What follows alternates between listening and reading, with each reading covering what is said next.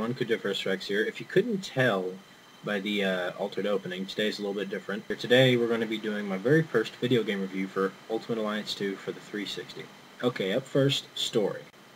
Now, whereas the first game kind of went all over the place and didn't apparently, according to most people, didn't have a very coherent storyline, this one sort of follows Secret War and Civil War. I say sort of because, according to other people, I haven't read Secret War or Civil War, but according to other people, they deviate away a little bit from Civil War. They change it up a little bit, most notably the ending. Pretty much everybody knows the ending of Civil War, and if you don't, I'm not going to spoil it. Another notable change besides the ending is apparently the nanite thing, which supposedly actually did take place in the Civil War storyline, is explored more. And I think this is mainly due to the fact that they wanted you to be able to play as whoever you wanted throughout the entire story, instead of just, kind of being split off and it being a permanent thing. Whereas you had the Superhuman Registration Act versus the ones against it. Or if you prefer shorter names, Team Iron Man, Team Captain America. Now, another thing that a lot of people are, wondering about is what characters can you play, and, really that whole thing. Well, to start off, the characters of Doctor Strange, Elektra, Ghost Rider, Moon Knight, and Silver Surfer are retired. Whereas they were playable characters in the first game, they don't even appear whatsoever throughout the second game. Black Panther, Colossus, and Spider-Woman do appear in the second game, but are non-playable characters.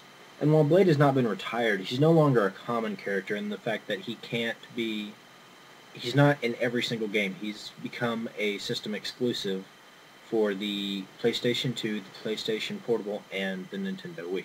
Also, characters such as the Hulk, Jean Grey, and Venom, who were previously only system exclusive characters for the first game, are now common characters. Now, for completely new characters, we have Songbird, Penance, Green Goblin, and my favorite X-Men aside from Wolverine, Gambit. Now, as for the system exclusive characters, for the PlayStation 2, the PlayStation Portable, and the Nintendo Wii, Cyclops and Psylocke join Blade in that roster. For the Nintendo DS, I don't know why anybody would want to play Ultimate Alliance 2 on the Nintendo DS, but that's besides the point. She-Hulk and Sentry join that roster. For the 360 and PlayStation 3, you get Iron Fist. And if you pre-ordered for the 360 and PlayStation 3 at certain locations, a couple days after its release, you will get Juggernaut as a playable character via a download code given to you through your email. Thankfully, I did just that because he's been an excellent member of my four-man team. Now, a lot of people are wondering about the fusion aspect of the game.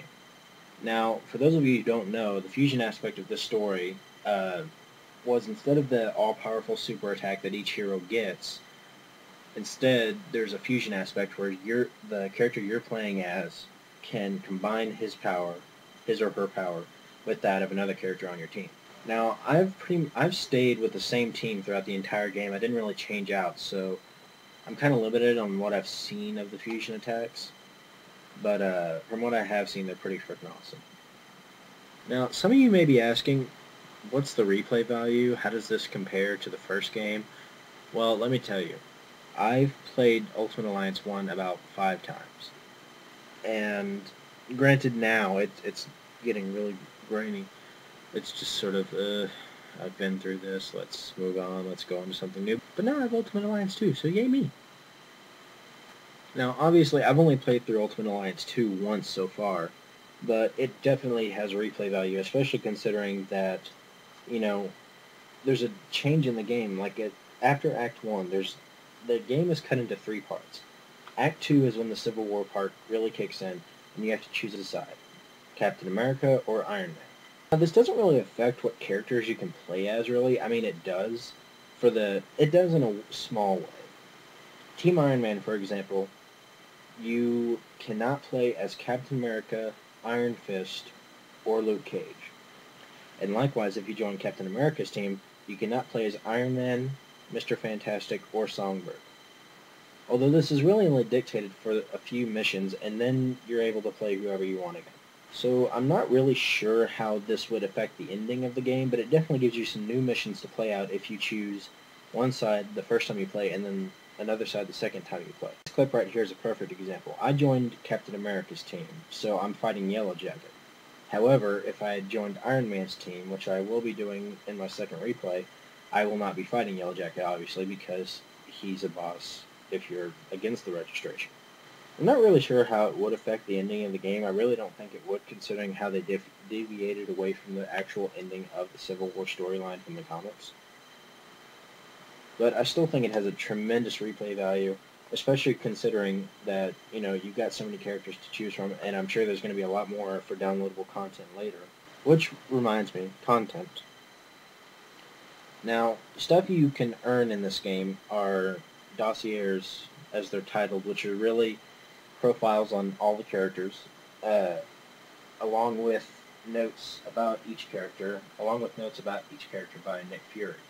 There's also a movie section where you can watch cutscenes that you've previously unlocked, as well as an audio recording section. One that I find particularly funny is where Deadpool breaks the fourth wall by talking to one of the video game programmers. What the? How did you get in here? Dude, it's what I do. Okay, well, what do you want, Mr. Deadpool? We're kind of busy trying to wrap up production. Yeah, Geek Boy, I've heard of crunch time. You think I don't play these games? Fine. What can we do for you? First off, I'm not here 'cause I'm happy. I was told the game was gonna be called Deadpool and His Inferior Friends. What?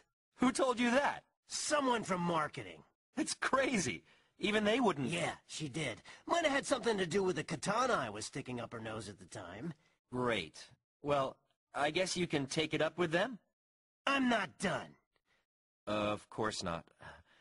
Okay, let me just finish typing this, and... There we are. So, you wanted to say? Okay, here's the thing. In this game, I'm hardly any more powerful than any of these other idiots. You mean the other playable superheroes? Right, them. We try to balance all the characters so that none of them are too powerful. That's what I'm talking about! That ain't realistic! I can take down any of them goody-two-shoes wimps! The Hulk? Okay, maybe not him, but... The Thing? Sure, if he had a cold. Thor? Look, Poindexter, I'll show you just what I can do! Hey, where are my swords? Yeah, I just turned them off. The hell does that mean? I didn't know you could turn them on! You think this fourth wall stuff of yours only works in one direction? All I had to do is change one line of code, and now none of your powers or attacks will work. What the? You pimply-faced paper and dice playing prom-skipping nerd hole! Give me back my powers! Keep it up, and we'll pull you out of the game entirely. Maybe stick you into downloadable content later. Maybe not even that. Jeez. All right, I'm going. But when no one buys this game, don't come crying to me. Try to help these jerks, and what do you get? Attitude. Soon as I get my powers back, I'll come back and show Pizza Boy there how many hit points he's got. Not a lot, I'll bet. Also, as opposed to where in the first game everybody had 4 costumes that you could unlock, in this game the characters only have one alternate costume. They have the costume they first appear in, and then they have an alternate one. Some of them are a little weird, in my opinion.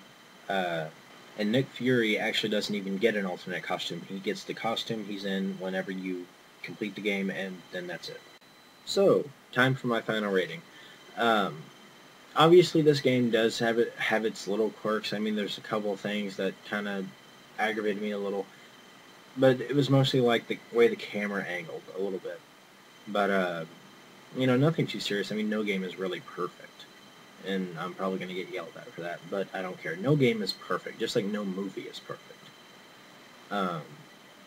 Even one of my favorite movies, I can nitpick something. But I give this game a 9 out of 10. So, yeah, Codiferous Strikes, final rating, Ultimate Alliance 2, 9 out of 10. Well, that's it for today. Don't forget to tell me what you thought of my very first video game review. And until next time, this is Codiferous Rex signing out.